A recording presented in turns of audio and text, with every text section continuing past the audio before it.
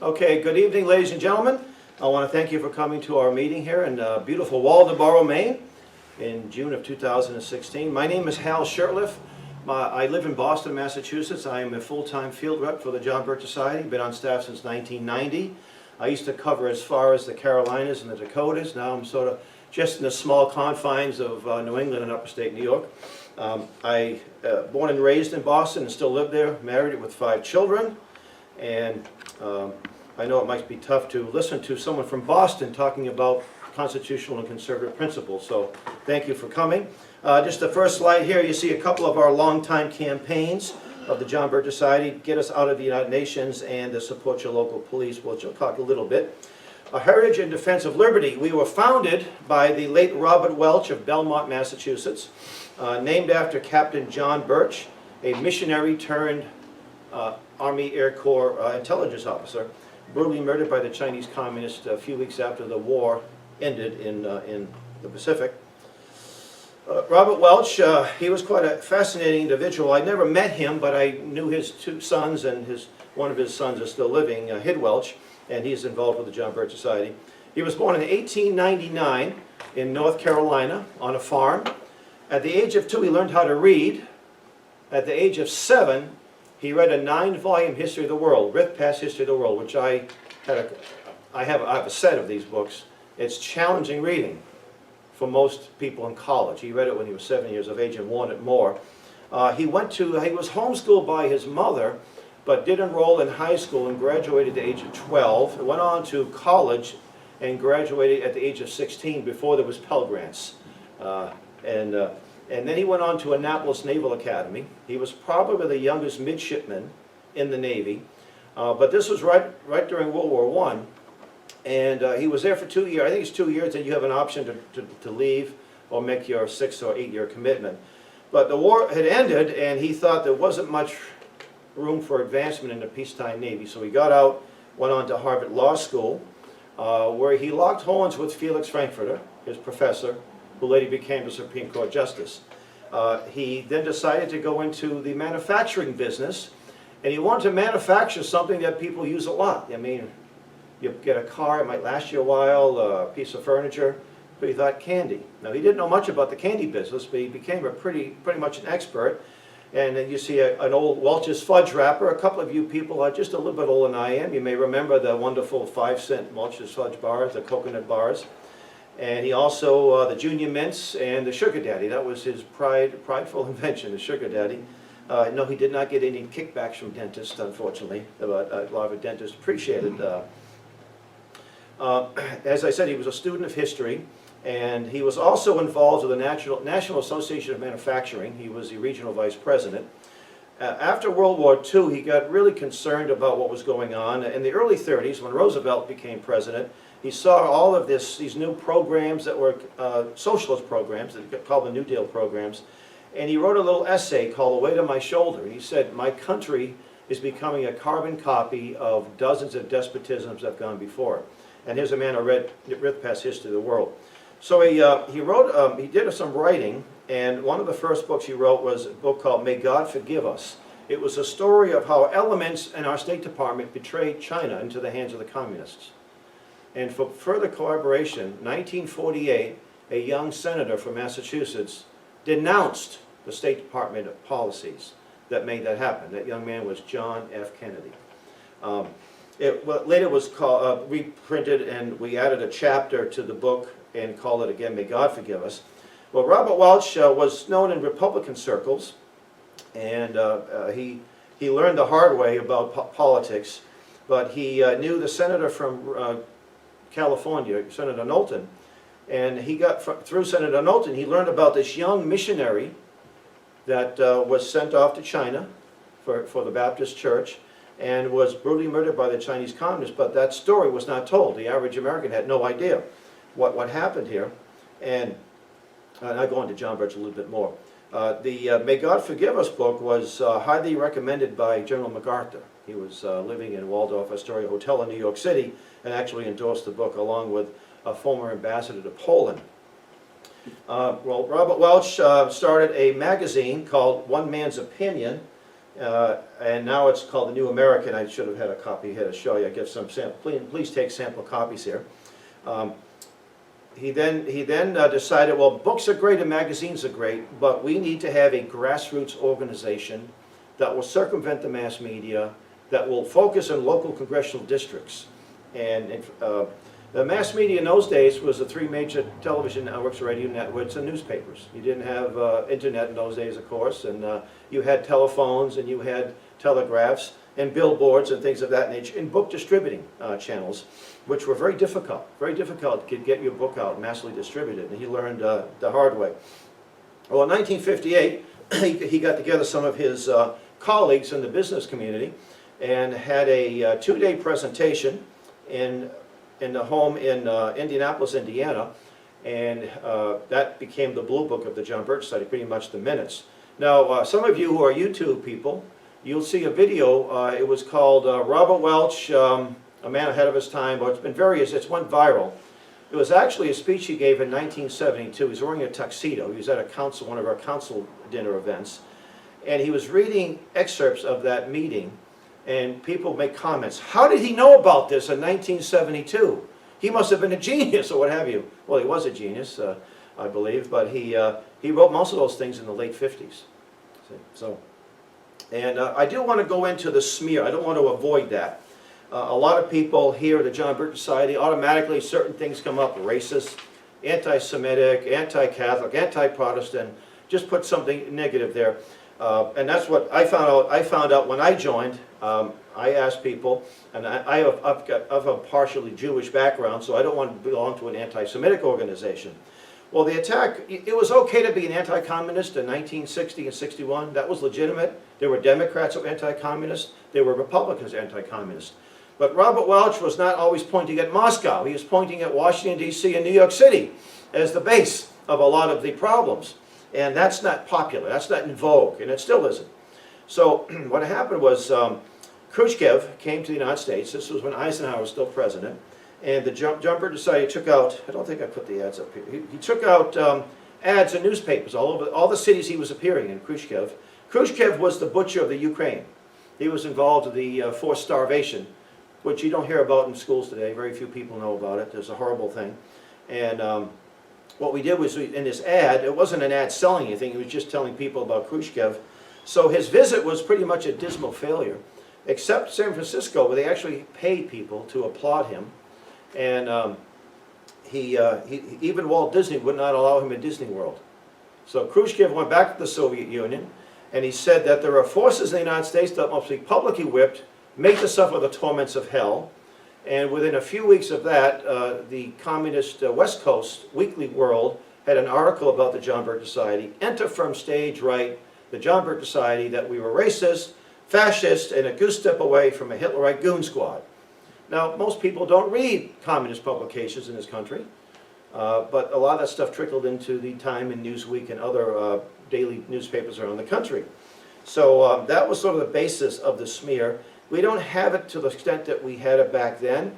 What was happening was that people were smearing us, and we were getting a lot of attention. You know, the old saying, every knock is a boost. It was interesting that what got me involved was John Kerry. John Kerry was running for the U.S. Senate. There was a member of ours at the time, he's now deceased, was running for the Senate.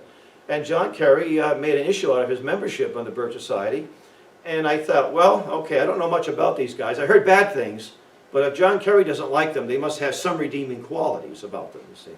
So, and this is a quote from Lenin. I don't know if you can read it here. We can and must write in the language which sows among the masses hate, revulsion, and scorn for those who disagree with us.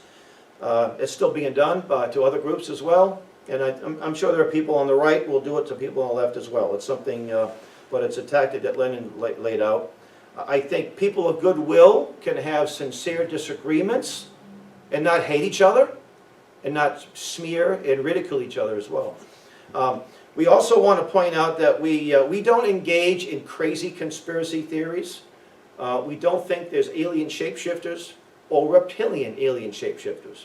And if you happen to fit that description, I don't mean to any offense to you, but that's not where we're coming from. We think, for example, one of our good members, wrote this book called Shadows of Power. I highly recommend it. He was a 60s lefty. Burn, baby, burn. Not that he did those things, but he was part of that, that movement until he started asking questions. Like, who's funding our organizations, the groups that he was working with? He discovered that the big foundations were the Ford, the Rockefeller, the establishment. So he asked a few questions. Why are they funding us? And the answer, it was a threefold answer. Number one, they are afraid of us and they want to sort of placate us. Number two, they want to buy us, influence us with their money. And number three, they control us. They created us. And so he had a change of heart and change of mind. In 1988, he went to the Boston Public Library and got their own writings, their own speeches. In 1904 or 1905, David Rockefeller wrote his memoirs. And in his memoirs, he said that people on the left, the radical left and right, have said, my family and I are part of a cabal or a conspiracy for a one world government. He said, to this I plead guilty and I am proud of it. Now, after that happened, you know what George H.W. Bush did? He had his Attorney General have him arrested, right, for treason. No. But all the media talked about it, right? Rush Limbaugh talked about it, right? No, he didn't talk about it either. No. The guy right here talked about was Don Folkers, and if you, when that happened, if you happen to know Don Folkers, you probably got a copy of the book or a photocopy of the page. So, and by the way, we put this magazine out back in 95 and 96, and we put out about 2 million copies to people, and it's still available in PDF format. So we do believe that some events are planned, that there is a design, and the design is not in concert with the U.S. Constitution. And there are a lot of organizations and groups that are behind this, and some well-intentioned people. I debated a World Federalist some years ago, and he was one of the nicest guys I ever met. And he thought I had two horns, and he had some of his people, and afterwards he said, gee, we thought, they believed a stereotype, And I said, you want the same thing I want, We have children, you want freedom, you want liberty, you want to have a good living for them. And having said this, you have a different way about going about it. So here are some of the principles. Preserving individual rights and national independence, our sovereignty, restoring the Constitution. We have veered off our Constitution just a little bit in the last 100 years. Our mission is to bring about less government, more responsibility, and with God's help, a better world, by providing leadership, education, and organized volunteer action in accordance with moral and constitutional principles. Main responsibilities of a member is to improve your own knowledge, understanding, and skills, multiply, develop, and recruit others, advance the mission by carrying out our agenda. And I'll talk about that, the agenda, in a little while. Provide leadership in our community, educate our neighbors, organize action by volunteers. If you know a John Bircher, and if he's not giving you a magazine article or a DVD, scold him or her because they're not doing their job. That's what they're supposed to do. Not to annoy you, but to inform you. We're structured, we're a not-for-profit corporation. We still are chartered in Massachusetts, under Massachusetts general laws. We are not a 501c3. And Robert Welch realized early on that if we did that, we would be pretty much at the mercy of the IRS and the federal government. We do have a 501c3 arm. It's our K-12 online education program, and we just started a police foundation to help family members of slain policemen. We just started that a few months ago.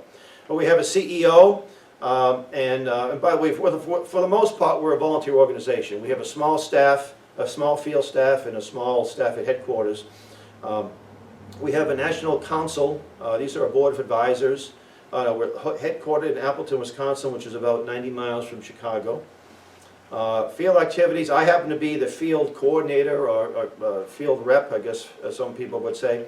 And there's about maybe 15 of my colleagues around the United States, and we all have a certain area that we're assigned. A local area, we might have 3 or 4 local chapters, and they would have someone called a section leader, sort of like a volunteer coordinator. And a chapter leader, which is sort of the backbone, almost like the NCO or the sergeant of the military. Our enemies organizations, concentric circles of control, and we mentioned some of the groups in this book, the Council on Foreign Relations, Trilateralists, Bilderberg groups. Those are the kinds of groups that are the concentric circles. We have a volunteer structure, And we like to organize our chapters in congressional districts. There's a reason for that. Our founding fathers created Congress. That's the people's branch, House of Representatives. That's the most powerful branch of the federal government. And most people think it's the Supreme Court or the executive branch. The Congress, the House of Representatives, controls the money. They declare war. They borrow money too, and they raise taxes. They impeach, and they can be voted out every 2 years.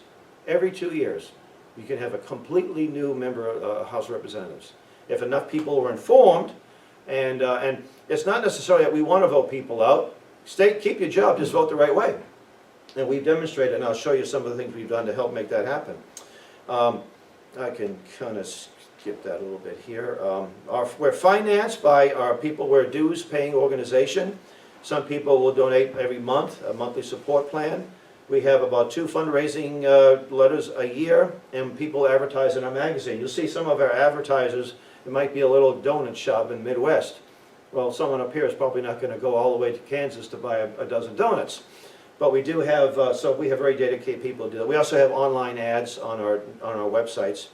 And local projects, that would be a county fair or a mailing program, or we're going to be getting luncheons for state legislators and bring a speaker in. We've done that in the past. So all that, things like that are all money is raised locally. Some of the tools we have, the monthly bulletin, which I have here. We have it online and also in hard copy. The magazine, The New American. I better grab a copy. This is comes out twice a month. Also available in PDF format, and we have a website. I think we have about 6 to 7 new articles a day. Many of them do not come out in the hard copy. We do not share or lease our mailing list at all. We had a guy one year. He was interested in the Birch Society, and he said, "Well, I think I'll join, but here's my mailing address." And he used a different middle initial, unbeknownst to me. And the only time he got a mailing was from me, nobody else. And he said, "You guys are true to your word." Because I guarantee it, if you get a subscription to Time or one of the other magazines, you're going to get inundated because they sell their list. And a lot of organizations do that, conservative groups as well as liberal groups. We publish our own books, we produce our own videos, and we have websites. Skip over that here. The New American website and the John Birch Society's website. We have archived a lot of our material over the last 50 plus years on that as well, so you can get some of the old film strips that we put in MP3, MP4 format, and some of the magazines going back many years. We also have something called the Freedom Index, and this comes out twice a year in the New American magazine. It also comes out online. And this is your congressman's or congresswoman's report card. 100 would be a constitutionalist, and a 0 would be someone to the left of Lenin. Now we do have something we call the Sander-Niester Index. This is kind of fun because Bernie Sanders is a socialist. Well, now he's a Democrat, but he was a socialist. If you call him a socialist, he won't be upset with you. He'll say thank you. He usually gets, as he was a member of the House and now the Senate, he usually gets a 30% on this index. So he votes the right way, 30% of the time. That's not a passing grade as far as I'm concerned. But what's interesting is that Scott Brown from Massachusetts, he was getting about a 40 or a 45. And when I was in school, I brought home a 45 on my test. I'm sure the same thing with your parents. I bet you they went, "Oh, you did a nice job.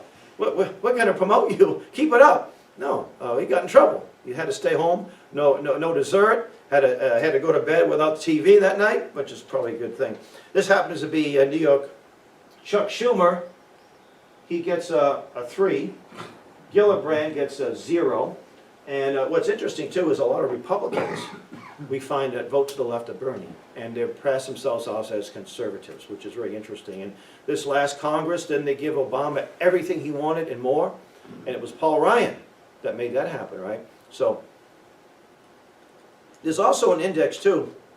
The Vice President Dick Cheney, who was the ultimate establishment person, a Council on Foreign Relations member, he actually, if you find his speech he gave on YouTube, he's at a Council on Foreign Relations meeting, and he's praising the organization to the hilt. Oh, Davy Rockefeller's in the crowd. David Rockefeller wears a name tag that says David Rockefeller. He doesn't have to wear his name tag. Everybody knows who he is, right? And he said that, I've been a member of the council for 20 plus years. I've been on the board of directors. but I wouldn't tell the voters back home. In other words, the people back home in this conservative state would probably not support him. And he had a half-decent voting record, but he can get away with it. Here's our magazines, and we do have, I'm giving you sample back issues if you like, recent back issues. These are some of the books that we published. I did show you one, Shadows of Power, and I tell people, if you do nothing else tonight, if you're really interested in what you hear, take this book, and it will change the way you look at things. And I don't care what party you belong to. I think you'll see Democrats and Republicans in this organization. The book here, Creature from Jekyll Island, that we co-published that with its author back in the mid-90s, and I had the honor of escorting him around New England on his first speaking tour, G. Edward Griffin. And if you told me, you know, that 20 years later there'd be huge rallies, end the Fed rallies, and there'd be bills in Congress demanding to audit the Fed, and getting lots of support, I'd say, I don't think so. But because of what we did back then, and what you call critical mass, more and more people, it took a while for more people to understand how it works, but it was very gratifying to think. It's just this notion that the more information's out there. Now here's a book that we reprinted called Philip Drew Administrator. Anybody know? Anyone heard of this book? Published in 1912. The man who wrote it, it was a novel by a man named Edward Mandell House.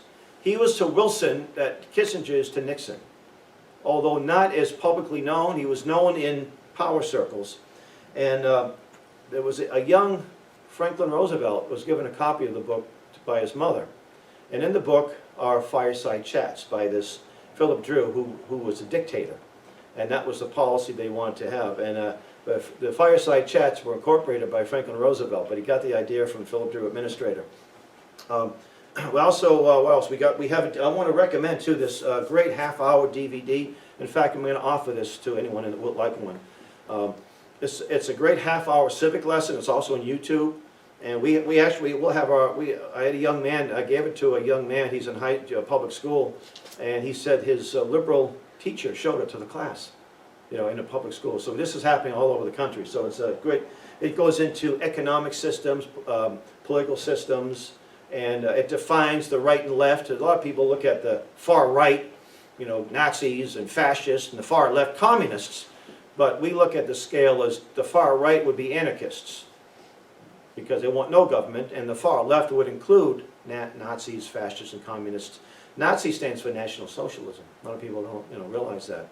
And a fascist, Mussolini would say to the people, you own your own business, but I tell you who to hire, who to fire, what to pay them, when to open the door, when to close the door, what to sell, how much to sell it for. The rest is up to you. So that's sort of a fascist economy. This video right here, North American Union, we got the permission from a group in Europe to put this out.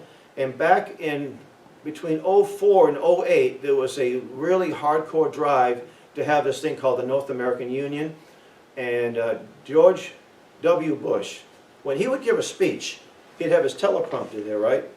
But if anyone asked him a question sort of off the cuff, he would hem and haw. It was very uncomfortable. But when he was promoting this North American Union, this merger of Canada, this economic and then soon political merger, he didn't hem and haw. He said, we're going to have it done by 2008 or 2009. Well, it didn't happen. Now, we had copies of this sent to every single state legislator in the country, every police department, town officials, people who own businesses. We put out, I don't know, close to 250,000 of these we mailed out, and then we hand-delivered a lot too. This is our online, I mentioned it a little earlier, our online K-12 program, Classic Education. Mr. Duke Pesto, Dr. Duke Pesto was here just a few months ago at the homeschool show. He's the academic director. He's become probably the nation's expert exposing Common Core. And he was here at this same place back in April discussing that. And you can find, now here's some of the activities the local members do. Recognize that big whiskey gentleman behind the table, that's my friend here, Dan. This particular event, our job was to find a state legislator in New Hampshire who would sponsor a resolution to rescind the state's call for an Article 5 convention. And the first guy that came to the table was a state senator who offered to do that. I said, okay, we can go home now, we've done our job. This is another event. This was another event in New Hampshire. where we get out information, meet people, greet people, and try to influence them. This was an information table in the Cheshire Fair in Swansea, New Hampshire. That is not our peace symbol, that's the Free Keene people that bought at us. One of the things we learned when we do these events, we have a petition, and a petition's usually to Congress, for whatever issue. We ask the people, who's your member of Congress? You know how many people know how many they're members of Congress that come by our table? And this is just a microcosm. This is just the general public. About 5%. 5%. I had the chance to speak to an elementary school on the Constitution, a public school, a couple of years ago. And there was parents there and teachers there. I asked the same question. I got one teacher that knew. I said, no one else. I don't expect the little children to know. They're fifth or sixth graders, but most of the parents had no idea. And could you imagine having a job where the boss, the employees vote themselves a pay raise? They work in the worst interest of the boss, and the boss doesn't even know who they are. I'm talking about Congress, right? And what's interesting too, our job isn't to, it's not a question, we don't endorse candidates, and it's this time of year, during a presidential election. Who are you endorsing? What we try to do is influence people and influence the candidates. And as a matter of fact, like Common Core has become a controversial issue. Most politicians, I don't care what party they belong to, you think they want to be asked hard questions in the general public, in the public with the media? Boxes of briefs, right? And when they asked McCain that, what did he say? He said, depends, right? That's a joke. Or, what's your favorite football team? Or what book you're reading lately? But they don't want to be asked tough questions. And so our job is to get these questions, get these issues, raise visibility. For example, I was at a debate between a Trump supporter who was a state rep in Massachusetts and a fellow who was supporting Cruz. Oh no, the state rep was supporting Cruz. The other guy was supporting Trump. I asked the last question. I said, what is your candidate's position on the Transatlantic Partnership and the Trans-Pacific Partnership? And they both said, what's that? I had information about the topic, which I gave to them. And I think a few months later, Trump is coming out dead against these partnerships. So that's, I'm not saying what I said at that meeting made the difference. I'm saying is that we do this all over the country, and it raises visibility. We didn't publish a book, but a friend of mine, two friends of mine, wrote a book called Crimes of the Educators. It was put out by Wilton Daily. And we had a meeting where we had piles of these books, and within a few days, all of the candidates running for president in New Hampshire were hand-delivered copies, and we have pictures of these people with these. I don't know if they ever read the books, but at least, they got the word what was going on with our public education. Here is an event here, and this was actually in Virginia a couple of years ago in front of the State House, where we successfully stopped any attempt to have an Article 5 convention. So we don't do a whole lot of rallies like this. If they do, I call them outreach events. We want to be able to distribute information. We did an event at the Federal Reserve Bank. A lot of the end of Fed rallies were on Saturdays when the Feds are closed. So you're basically yelling at an empty building, right? You're trying to reach out to people coming by. Well, I have some secret weapons. I call them children. And by two of my children, and we homeschool, so this was a field trip. Well, the adults were holding the signs, and people coming by honking their horns or obscene gestures, but mostly thumbs up. My two little ones were handing out the CD of Ed Griffin's speech on the Creature from Jekyll Island to all the people coming in and out of the Fed. They passed out about 100, maybe 150. So it was really good activism. This was a float and a parade we had in Dedham, Massachusetts. Dedham was a member of something called ICLEI, the International Council for Local Environmental Initiative. And we made a lot of friends and raised the issue. I think Dan was helping me there that day. The gentleman, this is a cutout of a friend of mine. It was Uncle Sam actor. He couldn't make it, so he brought his cutout with us. This was an event in New Hampshire. In 2011, there was only two groups talking about Agenda 21. Two New Hampshire-based groups, the John Birch Society and a small Tea Party group. There was a lady from California, Democrats against Agenda 21. Rosa Corey. She actually came here, just to the church up the road here, to help raise the visibility as well. A year later, it became a serious issue, and this was in a town meeting in, I think it was Rochester, where they voted out some of the proposed Agenda 21 type programs. And the two young ladies holding the banner, they're my daughters. They're a little older now, but I put them to work. They had a good time there. We do have speaking engagements. This one is not too well attended, but I'm very glad you're here. But we do have some. This was in Albany, New York, where we've got up to 800 people at these events. We have different topics on the plate. Different people come out for different issues. At local chapter, we have meetings, and chapter meetings, importance of how they should function, agenda of meetings. We have some permanent projects. One of them, of course, is recruiting, getting us out of the UN, getting people to read our magazine and subscribe to it. Special projects, back in the 90s, it was impeach Clinton. That one may come back to the front burner. Stopping the Article 5 convention, we've had a lot of success doing that, even though we're outspent about $1,000 to 1. We stopped here in Maine. I'd say we weren't alone, but we played a key role in that. And if you don't believe that, just the folks pushing for one, let's see what they say about us. They're not too kind to us, unfortunately. Back in the 2006 or so, we played a key role in stopping the North American Union. And we, of course, cap and trade. We weren't the only people, but we played a role in that and the immigration issue. Letter writing. Now today, letter writing is mostly emails if you're writing to Congress. We think the most effective is a phone call or actually meeting them in person. But we also write letters to the newspaper on a regular basis, and I'll explain how that helped in the town of Ringe, New Hampshire. Speeches in public events, information meetings, literature tables. And sometimes we might just go door to door. We might, on Saturday morning, get a couple of thousand pamphlets or brochures.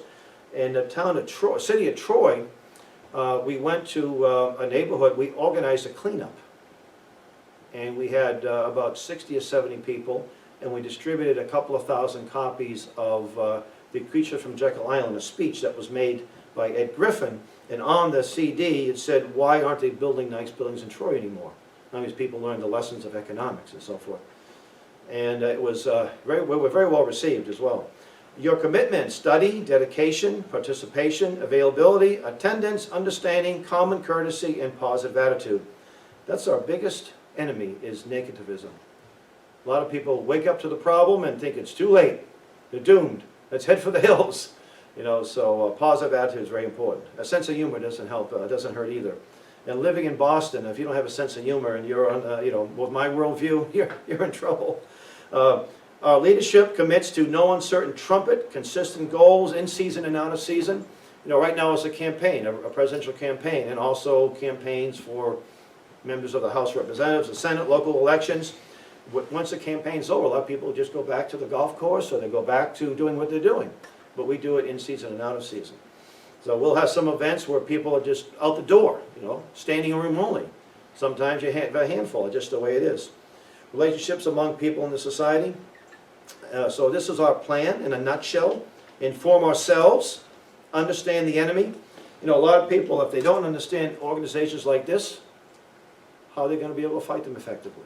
You can spend all your time going after the brush fires, but you've got to stop the arsonist. Like Common Core, a lot of our friends with Common Core, they just want to get rid of Common Core, but they need to look at the bigger picture, you see. And some of them are doing that. Educate and activate our friends. Grow a membership.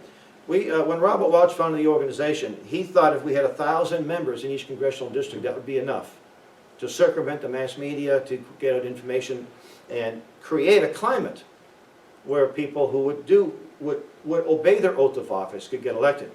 There was a congressman in upstate New York, Gerald Solomon. His campaign slogan was, he had the guts to say no. You wouldn't see that in too many other members of Congress, but we had a very effective membership base there, and we distributed voting records. And in fact, when he got elected, he was like 100% on our index. And then within a year and a half, he's sort of sliding a little bit. We stopped publishing. We weren't publishing that many. And he called us up and scolded us. He said, the lobbyists are killing me. He said, you need to crank up your trim bulletins. And he had a copy of the bulletin in his desk, in his office in D.C. And when lobbyists would come in and say, geez, I'd love to help you fellas, but I got one of these districts, or one of these are my districts, and they're killing me if I vote for this or vote for that. So So he was a pretty good, like a 80 to 90% or even a little better than that many times. So we also train people who want leadership positions, build chapters in every community, change the voting record or change the congressman, take back constitutional government, maintain vigilance for generations. It's not going to end in it's not going to happen in an election cycle. Some of the success stories. Back in the early 60s, there was an attempt by the federal government to control the local police. It's an ongoing thing. It's been ramped up the last couple of years. So we created this Support Your Local Police campaign. And by the way, we don't support bad local cops any more than we support bad federal cops. Our job is to make constitutionalists out of the bad policemen or the policemen that have been mistrained. And I'll tell you, I'll share it with you now. I was up in Vermont at an information table, and Tunbridge, Vermont, and there was a gentleman, he was wearing a black outfit with a badge. I thought he was just fair security. And he's reading an article from the New American. It was about sheriffs who have bucked the Brady Law. And I mentioned the article, and I mentioned that there's a sheriff here in Vermont. He said, yeah, I'm that sheriff, Sheriff Frank. And he told me that originally he didn't oppose the Brady Law because of the Constitution or the Second Amendment. He opposed it because his county couldn't afford to implement it. But along the way, he became a constitutionalist. And he insisted that his deputies also were constitutional. So he was an elected official. The deputies were hired and appointed. And he would come to our table and we'd give him constitutions. So his deputies weren't going around pulling people over, harassing them for frivolous things. They were protecting their life, liberty, and property. That's the mission of a local policeman. We were pioneers in the modern homeschool movement back in the 70s when you either lived in a lighthouse or you were a hippie. Those are the homeschoolers, right? Today it's a large movement. You have homeschools show up here just a little north of here, very well attended. And I would say most of us know somebody who homeschools, or maybe we know a lot of people that homeschool. And our campaign to get us out of the United Nations. And you might say, well, how is that a success? I mean, gee, hell, we're still in the UN. Well, the UN, some of the things they want is a world standing army. Let me see that. They want to have a world tax. They do have a world court, but we're not under its jurisdiction. So if you have all these things in place, you've lost your sovereignty, but they don't have these yet. Although unfortunately, we are so much the policemen of the world, because when there's a UN mission, it's usually 95% of the U.S. soldiers. And what happened in 1945, Congress passed the UN Participation Act, which gave the President the authority. The minute the UN Security Council talks about a police action somewhere, we are obligated. That was a violation of the Constitution, because Congress is supposed to declare war. Now, they can commit troops without declaring war for a certain period of time, but you know the last time we declared war? 1941, right after Pearl Harbor. That was the last time we won a war. And I'm not advocating declaring war for the sake of declaring war. Congressman Ron Paul, in the second Gulf, I think it was the second Gulf War, he tried to get a declaration of war voted on. He said, I'm voting against it, but if we're going to dedicate troops, we better declare war. Congressman Hyde, the Republican from, I think, Ohio, he said, oh, we don't do these things like that anymore. Why? It's still in Article 1, Section 8. It hasn't been removed yet. Lots of dangerous legislation has been defeated. Now, we'll say, gee, you guys have been around so long, and look, things are getting worse. Well, if it weren't for all these dangerous bills, tax bills, land grab bills, and you name it, we probably would be a whole lot worse than we are today. Exposed voting records of Congress. We can go on for hours about success stories, but I won't. There was one success story though. This congressman, he got a letter from the local chairman of this committee where we published the voting records, and he wrote on the Trimble. He mailed it back, and he said, "This looks like something I find on the floor of a barn." You know. Well, after we distributed thousands of these, his voting record got a lot better, and he said, "Oh, I love this Trimble, and keep it up." You see, so he was actually getting the word. But you better vote for limited government, or you're going to be out of a job. As I mentioned earlier, we stopped an Article 5 convention, and let me just mention a little. There are a lot of good people of goodwill that think, boy, you know, we're in a mess. And the best way to do that is to add some amendments that will help clarify the mess. And we don't have a paper problem, we have a people problem. And and a lot of it isn't just stemming from Washington, D.C., it's stemming from here in the state capitals too. State legislators and governors over the years are willing participants in this federal usurpation. They take the money, they take the money, they take the money for highways, they take money for education, they take the money for everything. And then they're going to turn around and say, oh, we need to stop that. We need to add amendments that will stop that. We need a balanced budget amendment. What we need is a constitutional budget. I mean, $3 trillion for undeclared wars in the last 15 years. And both parties went along with it. And the Constitution is quite clear on that, yet they violated it. So, and because we've never had one, we don't even know who the delegates will be. They are not beholding to the state legislators. So state legislators can say, we want you to pass a balanced budget, and we're going to vote on it back in the states. You may not even vote on it if you're a state legislator. So there's just so many unknown variables, and there are a lot of people that are pushing this that aren't constitutionalists. So we helped expose Agenda 21, even here at Gateway 1 here in Maine. This is a continuous thing. North American Union was stopped. I mentioned that a little bit earlier. We stopped the Conference of the States, which was a roundabout way to get a new constitution back in 1995. Anthony Lake's nomination was stopped. He was appointed, he was nominated to head the CIA by Bill Clinton. The New York Times blamed he withdrew his nomination, blamed it on us. We helped defeat the ERA. Now it's late, you would say, oh, Equal Rights Amendment, well, gee, what, are you against women?